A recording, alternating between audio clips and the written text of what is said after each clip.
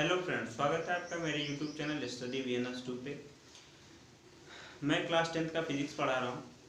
आप लोगों को मैं फर्स्ट लेक्चर में पहले वीडियो में प्रकाश के बारे में बताया था, प्रकाश के परावर्तन के बारे में बताया था और प्रकाश के परावर्तन के नियम बताया था और प्रतिबिंब के बारे में बताया था। अब मैं आपको इस वीडियो में गोलीय दर्पण के बारे में बताना जा रहा हूँ। तो गोलीय दर्पण क्या होता है? कांच के किसी खोखले गोले का कटा हुआ एक भाग गोलीय दर्पण कहलाता है, या गोलीय दर्पण किसे कहते हैं उसके लिए डिफिनीशन यही है कि किसी कांच के खोखले गोले का कटा हुआ एक भाग गोलीय दर्पण कहलाता है। गोलीय दर्पण दो प्रकार का हो सकता है, अवतल दर्पण और उत्तल दर्पण। वो डिपेंड करता है कि हम किस सतह से प्रकाश का परावर्तन करा रहे हैं या किस सतह पे प्रकाश कलई कर रहे हैं, तो उस पर डिपेंड करता है गोलीय दर्पण जो है वो अवतल दर्पण है या उत्तल दर्पण है। ठीक है, तो गोलीय दर्पण प्रकाश के किसी कांच के खोखले गोले का कटा हुआ एक भाग होता है। तो मान लीजिए एक कांच का खोखला गोला है जिसका केंद्र O है, इसकी त्रिज्या R है। तो अगर इसको हम यहां से कट कर दें, ऐसे कट कर दें, तो ये कैसा दिखेगा? ऐसा दिखेगा। अब इस पार्ट पे अगर हम इनर साइड अंदर की तरफ कलई कर देते हैं तो प्रकाश का परावर्तन आउटर सरफेस से होगा, मतलब उभरे हुए भाग से होगा। तो इसको कहते हैं उत्तल दर्पण। क्या कहते हैं? उत्तल दर्पण। और यदि यही कलई मैं आउटर साइड कर दूं, मतलब बाहर की तरफ कर दूं कलई, और प्रकाश का परावर्तन इनर साइड से हो, तो इसको कहते हैं अवतल दर्पण।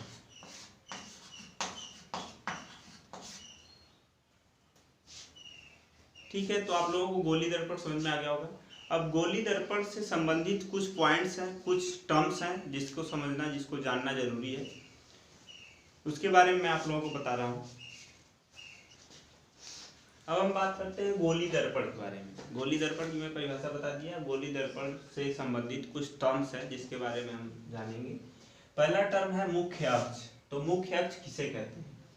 गोलीय दर्पण जिस गोले से बनता है, जैसे मान लीजिए इस गोले से काट के मैंने ये गोलीय दर्पण बना लिया, जिसका जो नाम दिया मैंने MN। अब इसका मध्य बिंदु जो होता है, इसका जो मध्य बिंदु होता है, इस पॉइंट को P कहते हैं, और इसका केंद्र होगा कोई C।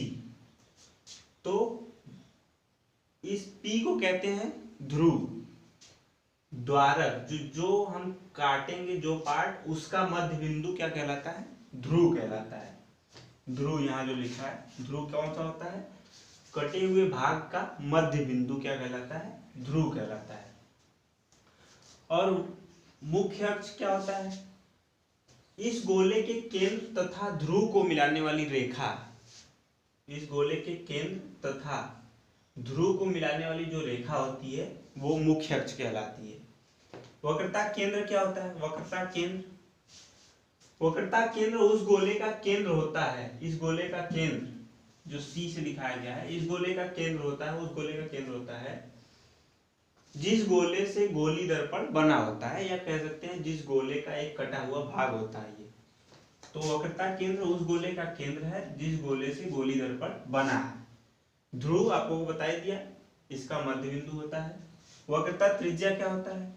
वक्रता त्रिज्या उस गोले की त्रिज्या होती है जिस गोले से गोलीय दर्पण बना होता है। ये इसकी त्रिज्या, इसकी वक्रता त्रिज्या कहलाती है, जो R से दिखाया गया है।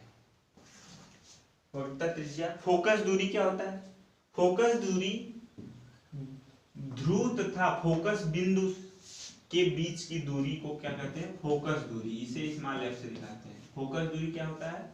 ध्रुव तथा फोकस बिंदु के बीच की दूरी को हम फोकस दूरी कहते हैं। द्वारक क्या होता है? द्वारक ये होता है MN पूरी लेंथ जो होती है इस दर्पण की उसको द्वारक कहते हैं, जिससे प्रकाश आपतित होता है, अंदर आता है।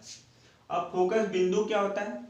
जब प्रकाश की किरण मुख्य अक्ष के समांतर आपतित होती है तो परावर्तन के पश्चात जिस बिंदु से होकर जाती है उसे हम फोकस कहते हैं। जैसे ये मुख्य अक्ष है, इसके समांतर अगर प्रकाश की किरण आपतित होती है तो परावर्तन के पश्चात ये जिस बिंदु से होकर जाएगी उसे हम फोकस बिंदु कहते हैं।